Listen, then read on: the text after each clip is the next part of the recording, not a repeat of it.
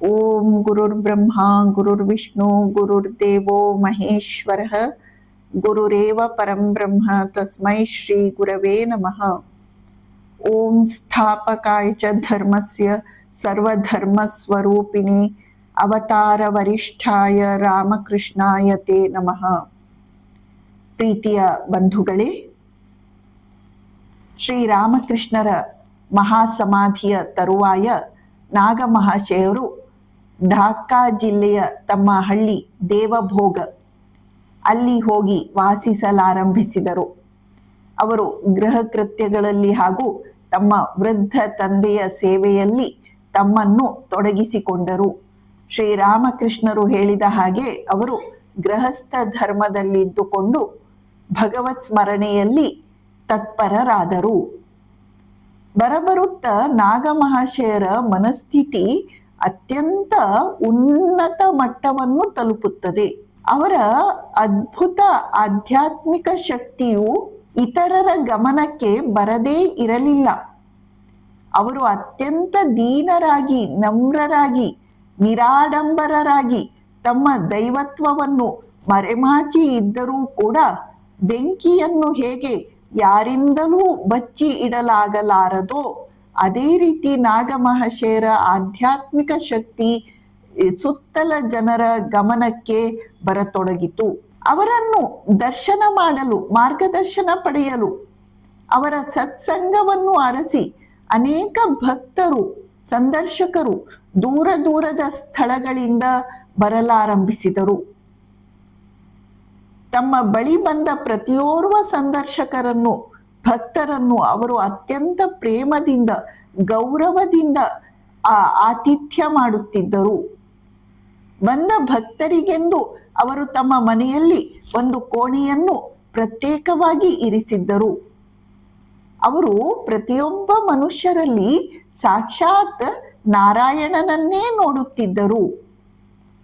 ಅವರು ಯಾವಾಗಲೂ ಕೈ ಮುಗಿದುಕೊಂಡೇ ಇರುತ್ತಿದ್ದರು.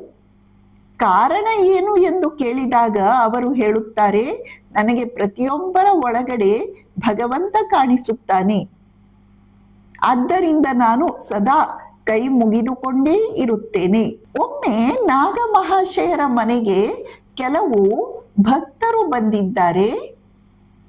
ಅವರಿಗೆ ಅಂದು ಬಹಳ ಹೆಚ್ಚು ಹೊಟ್ಟೆ ಶೂಲೆ ಆಗಿರುತ್ತದೆ. ಆದರೂ ನಾಗಮಹಾಶಯರು ತಮ್ಮ ತೊಂದರೆಯನ್ನು ಆ ಭಕ್ತರ ಮುಂದೆ ಹೇಳಿಕೊಳ್ಳುವುದಿಲ್ಲ.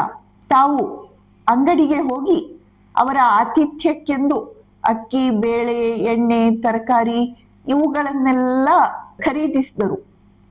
ಈಗ ನಾಗಮಹಾಶಯರು ಅದನ್ನು ಯಾವ ನೌಕರನ ಮೂಲಕ ಎತ್ತಿಸಿಕೊಂಡು ತರುವವರಲ್ಲ. ಅವರು ತಮ್ಮ ಸುಖಕ್ಕಾಗಿ ಇನ್ನೊಬ್ಬರಿಗೆ ಕಷ್ಟ ಕೊಡುವುದನ್ನು ಯಾವಾಗಲೂ ದ್ವೇಷಿಸುತ್ತಿದ್ದರು. ಆದ್ದರಿಂದ ನಾಗಮಹಾಶಯರು ಆ ದೊಡ್ಡ ಅಕ್ಕಿ ಬೇಳೆಗಳ ಮೂಟೆಯನ್ನು ತಾವೇ ತಲೆಯ ಮೇಲೆ ಇಟ್ಟುಕೊಂಡು ಹಿಡಿದುಕೊಂಡು ಮನೆಯ ಕಡೆಗೆ ನಡೆದು ಬರತೊಡಗಿದರು. ಮಾರ್ಗದಲ್ಲಿ ಅವರಿಗೆ ಹೊಟ್ಟೆ ನೋವು ತುಂಬಾ ಹೆಚ್ಚಾಗಿ ಒಂದು ಕಡೆ ಬಿದ್ದು ಬಿಡ್ತಾರೆ. ಅಲ್ಲೇ ಸ್ವಲ್ಪ ಹೊತ್ತು ಸುಧಾರಿಸಿಕೊಂಡು ಅವರು ಮನಸ್ಸಿನಲ್ಲೇ, ಅಯ್ಯೋ, ಈ ಹಾಳು ಶರೀರದಿಂದಾಗಿ ಭಕ್ತರ ಸೇವೆಗೆ ತಡವಾಗುತ್ತಿದೆಯಲ್ಲ ಎಂದು ದುಃಖಿಸುತ್ತಾ ಸ್ವಲ್ಪ ಸುಧಾರಿಸಿಕೊಳ್ಳುತ್ತಾರೆ. ಬಳಿಕ ಅವರು ಮತ್ತೆ ಆ ಅಕ್ಕಿ ಬೇಳೆಯ ಮೂಟೆಯನ್ನು ತಲೆಯ ಮೇಲೆ ಇಟ್ಟುಕೊಂಡು ಮನೆಗೆ ಬಂದು ಪತ್ನಿಗೆ, ಬೇಗ ಅಡುಗೆಯನ್ನು ಮಾಡು, ನಮ್ಮ ಭಕ್ತರಿಗೆ ತಡವಾಗುತ್ತಿದೆ ಎಂದು ಹೇಳುತ್ತಾರೆ. ಆ ಭಕ್ತರ ಹತ್ತಿರವೂ ಕ್ಷಮೆ ಯಾಚಿಸುತ್ತಾರೆ.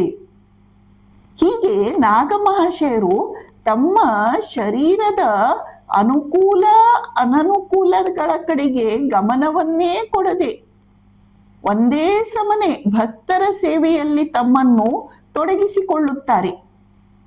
ಇನ್ನೊಮ್ಮೆ ಕೆಲವು ಭಕ್ತರು ಆಗಮಿಸಿದ್ದಾರೆ. ಅವರು ರಾತ್ರಿ ಬಂದಿದ್ದಾರೆ. ಅವರು ಅಂದು ಅಲ್ಲಿಯೇ ವಾಸ್ತವ್ಯವನ್ನು ಹೂಡಲಿದ್ದಾರೆ. ನಾಗಮಹಾಶಯರ ಮನೆಯಲ್ಲಿ ಅಂದು ಮಳೆ ಬರ್ತಾ ಇತ್ತು. ಮನೆಯಲ್ಲಿ ಎಲ್ಲ ಕಡೆ ಗುಡಿಸಲು ಸೋರ್ತಾ ಇತ್ತು. ನಾಗಮಹಾಶಯರ ಮಲಗುವ ಕೋಣೆಯೊಂದನ್ನು ಬಿಟ್ಟು ಎಲ್ಲಾ ಕೋಣೆಗಳಲ್ಲಿ ಒಂದಲ್ಲ ಒಂದು ಕಡೆ ಮಳೆ ಸೋರ್ತಾನೆ ಇತ್ತು. ನಾಗಮಹಾಶಯರು ತಮ್ಮ ಪತ್ನಿಗೆ ಹೇಳುತ್ತಾರೆ, ಇವತ್ತು ಭಗವಂತ ನಮ್ಮ ಮನೆಗೆ ಈ ಅತಿಥಿಗಳ ರೂಪದಿಂದ ಬಂದಿದ್ದಾನೆ, ನಾವು ಅವನಿಗೆ ಮಲಗಿಕೊಳ್ಳಲಿಕ್ಕೆ ನಮ್ಮ ಕೋಣೆಯನ್ನು ಬಿಟ್ಟು ಕೊಡೋಣ. ನಾವು ರಾತ್ರಿ ಇಡೀ ಈ ಕಡೆ ಹೊರಗಡೆ ಕುಳಿತುಕೊಂಡು ಮಳೆ ಬರದ ಕಡೆಯಲ್ಲಿ, ಮಳೆಯ ನೀರು ಬೀಳದ ಕಡೆಯಲ್ಲಿ ಕುಳಿತುಕೊಂಡು ಜಪಧ್ಯಾನವನ್ನು ಮಾಡೋಣ ಎಂದು ಸೂಚಿಸುತ್ತಾರೆ. ಅವಳು ತಪಸ್ವಿನಿಯಾಗಿ ಒಪ್ಪಿಕೊಳ್ಳುತ್ತಾಳೆ.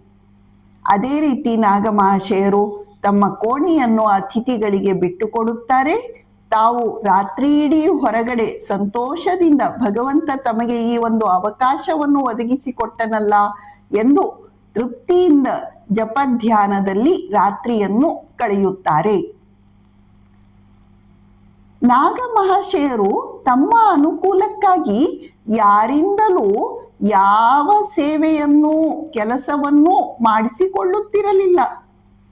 ಅವರದು ಮಣ್ಣಿನ ಮನೆ, ಹುಲ್ಲಿನ ಛಾವಣಿ. ಆ ಹುಲ್ಲಿನ ಛಾವಣಿಯನ್ನು ವರ್ಷಕ್ಕೊಮ್ಮೆ ಬದಲಾಯಿಸಬೇಕು ಅಥವಾ ರಿಪೇರಿ ಮಾಡಬೇಕಾಗಿ ಬರುತ್ತಿತ್ತು. ನಾಗಮಹಾಶಯರು ಇರುವಾಗ ಅದನ್ನೆಲ್ಲ ಕೆಲಸಗಾರರ ಹತ್ತಿರ ಮಾಡಿಸಿಕೊಳ್ಳಲಿಕ್ಕೆ ಅವರು ಬಿಡುವವರೇ ಅಲ್ಲ. ಅವರು ಇಲ್ಲದ ಸಮಯವನ್ನು ನೋಡಿಕೊಂಡು ಅವರ ಪತ್ನಿ ಶರತ್ಕಾಮಿನಿ ಕೂಲಿಯಾಳುಗಳ ಹತ್ತಿರ ತಮ್ಮ ಮನೆಯ ಛಾವಣಿಯನ್ನು ರಿಪೇರಿ ಮಾಡಿಸಿಕೊಳ್ಳುತ್ತಿದ್ದರು. ಆದರೆ ಈ ಬಾರಿ ಮಾತ್ರ ಬಹಳ ದಿನಗಳಾದರೂ ನಾಗಮಹಾಶಯರು ಬೇರೆಲ್ಲಿಗೂ ಹೋಗಲಿಲ್ಲ. ಅವರು ಮನೆಯಲ್ಲೇ ಇದ್ದಾರೆ. ಛಾವಣಿಯನ್ನು ರಿಪೇರಿ ಮಾಡುವುದು ತುರ್ತಾಗಿ ಬೇಕಾಗಿತ್ತು. ಆದ್ದರಿಂದ ಶರತ್ಕಾಮಿನಿ ಒಬ್ಬ ನೌಕರನನ್ನು ಕರೆಯಿಸಿಕೊಂಡು ಆ ರಿಪೇರಿ ಕೆಲಸಕ್ಕೆ ತೊಡಗಿಸ್ತಾಳೆ. ನಾಗಮಹಾಶಯರ ಗಮನಕ್ಕೆ ಬರುವ ಮೊದಲು ಆ ಕೆಲಸವನ್ನು ಮುಗಿಸಬೇಕು ಎಂದು ಅವರು ಆಲೋಚಿಸಿದ್ದರು. ಆದರೆ ಅಷ್ಟರಲ್ಲಿ ನಾಗಮಹಾಶಯರು ನೋಡಿಯೇ ಬಿಟ್ಟರು. ಅವರಿಗೆ ಬಹಳ ವ್ಯಥೆಯಾಯಿತು.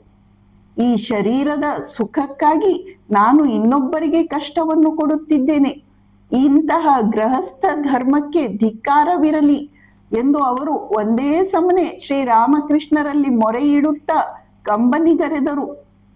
ಬಳಿಕ ಅವರು ಅಲ್ಲಿರುವ ಒಂದು ಕಲ್ಲನ್ನು ತೆಗೆದುಕೊಂಡು ತಮ್ಮ ಹಣೆಗೆ ಜಜ್ಜತೊಡಗಿದರು. ಅವರ ಸಂತಾಪವನ್ನು ನೋಡಲಾಗದೆ ಕೂಲಿಯಾಳು ಛಾವಣಿಯ ಮೇಲಿನಿಂದ ಇಳಿದು ಕೆಳಕ್ಕೆ ಬರುತ್ತಾನೆ. ಅವನು ಕೆಳಗೆ ಬರಲಿಕ್ಕಿಲ್ಲ. ನಾಗಮಹಾಶಯರು ಅವನಿಗೆ ಬೀಸಣಿಗೆಯಿಂದ ಗಾಳಿಯನ್ನು ಹಾಕುತ್ತಾರೆ. ಅವನಿಗೆ ತಂಬಾಕು ಸೇದಲು ಕೊಡುತ್ತಾರೆ. ಅವನಿಗೆ ಒಂದು ದಿನದ ಪೂರ್ತಿ ಕೂಲಿಯನ್ನು ಕೊಟ್ಟು ಗೌರವದಿಂದ ಕಳಿಸಿಕೊಡುತ್ತಾರೆ. ಹೀಗೆ ನಾಗಮಹಾಶಯರು ತಮ್ಮ ಅನುಕೂಲಕ್ಕಾಗಿ ಇನ್ನೊಬ್ಬರ ಹತ್ತಿರ ಸ್ವಲ್ಪವೂ ಸೇವೆಯನ್ನು ಮಾಡಿಸಿಕೊಳ್ಳುತ್ತಿರಲಿಲ್ಲ. ಓಂ ಶಾಂತಿ ಶಾಂತಿ ಶಾಂತಿ. ಹರಿ ಓಂ ತತ್ಸತ್. ಶ್ರೀರಾಮಕೃಷ್ಣಾರ್ಪಣಮಸ್ತು.